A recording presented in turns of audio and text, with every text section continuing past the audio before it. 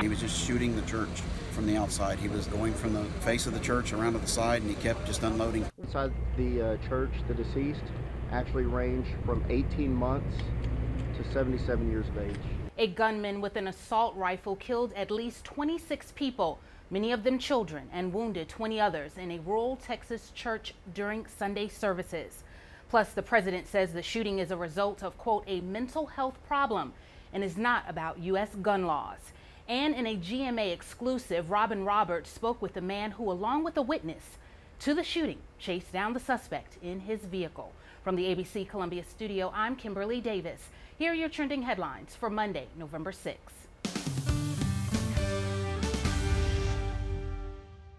We're learning more about the victims this afternoon. Children, parents, and grandparents gathered together in worship, remembered at a candlelight vigil outside the church overnight. And ABC coverage continues with senior national correspondent Matt Gutman is on the scene with their stories. 14-year-old Annabelle Renee Pomeroy was the youngest daughter of the pastor of the First Baptist Church. Her father, Pastor Frank Pomeroy, telling ABC News that his daughter was one very beautiful, special child. Pomeroy, seen here in a recent clip, was out of town at the time of the shooting. He was racing back from a trip to Oklahoma to tend to all the victims, telling ABC News all of those hurt and killed were his close friends. And God, may your will be done with it. In a town whose population could fit in a banquet hall, everybody knew somebody who had perished. Everybody knows everybody. Either you went to school together, church. Everybody knows everybody. Congregants telling ABC News entire families in this tiny Texas town of a single stoplight were mowed down. So many of them were young. The youngest victims, 5-year-old brother and sister Brooke and Ryland Ward. Brooke and Ryland's mother were killed. Ryland is fighting for his life in a local hospital this morning. Several members of the church's youth group also believed to be killed. You were in the youth group, and there were 12, 13, 14 of you. Yeah, and I knew all of them. And now 5 of them are gone. Yeah, I know. It's heartbreaking. That church is my family, and there's so many that are gone. It hurts so much. And we learned this morning that among the other victims killed was 51-year-old Richard Rodriguez. Just a stone's throw from that church, hundreds gathered at this candlelight vigil, sharing words of comfort and embraces. Among them, Governor Greg Abbott. Officials announced that 26 people were shot dead, 20 injured. About 100 people attend church each Sunday, which means roughly half the people in the church were killed or wounded. The victims ranging in age from 5 to 72 years old. Grab your loved ones, grab your family, even if you're enemies. Take them close to you and love them. President Donald Trump says Sunday's mass shooting at a Texas church isn't a gun situation, but instead, quote, a mental health problem. He made the comments during a joint press conference in Tokyo with Japanese Prime Minister Shinzo. Mr. Trump was asked if he would consider gun control measures in the wake of the shooting, which left at least over 24 people dead, including the pastor's daughter. I think that mental health is your problem here.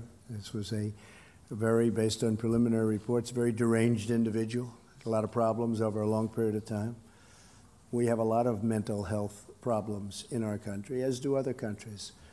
But this isn't a guns situation. I mean, we could go into it, but it's a little bit soon to go into it. But fortunately, somebody else had a gun that was shooting in the opposite direction. Otherwise, it would have been as bad as it was. It would have been much worse. But this is a mental health problem at the highest level. It's a very, very sad event. These are great people, and a very, very sad event. But that's the way I view it. Thank you. Earlier in the day, President Trump described the Texas shooting as, quote, an act of evil. Now to a portion of an exclusive interview with ABC's Robin Roberts. Johnny Lagendorf discussed how he helped chase down the shooter after the massacre. Johnny, did you ever see the shooter? Did you see any signs of life in the truck after it crashed? No, ma'am, I sure did not. Once we stopped, the gentleman got out, mounted his rifle on my hood, and the shooter did not get out of his vehicle after that. And Johnny, I have to ask you again, how did you have the presence of mind to be able to do this? This neighbor jumps in with a rifle, you're chasing someone who has just shot up a church. Just try and help us understand where your presence of mind and how you were able to do that. The gentleman who got in my truck, he had just said all he really got out was he just shot up the church, follow him, and you know, that's enough for me to do anything. What can you tell people about that small town? From what I've learned just in the last 24 hours or so is that it's a great little community. There's definitely a lot of love and definitely a lot of care here. So many people are pitching in, especially not just here, but from all over the state of Texas. And I'm not sure about other places yet, but I know our bigger cities in Texas and stuff are all stepping up to help everybody and, you know, try and make this uneasy situation as easy as possible for the families and everyone involved. And it's great to see everybody coming together and helping everybody out. Well, I hope that you and everyone in that town, I hope you feel the love and the support and the many prayers, Johnny. Yes, ma'am. Yes, and we will continue to keep the families of the victims in yet another mass shooting in America in our thoughts and prayers. Get breaking news, weather alerts, traffic updates, sports, and more on the ABC Columbia mobile app. I'm Kimberlei Davis. Be kind to each other. Have a great Monday, and thanks for watching.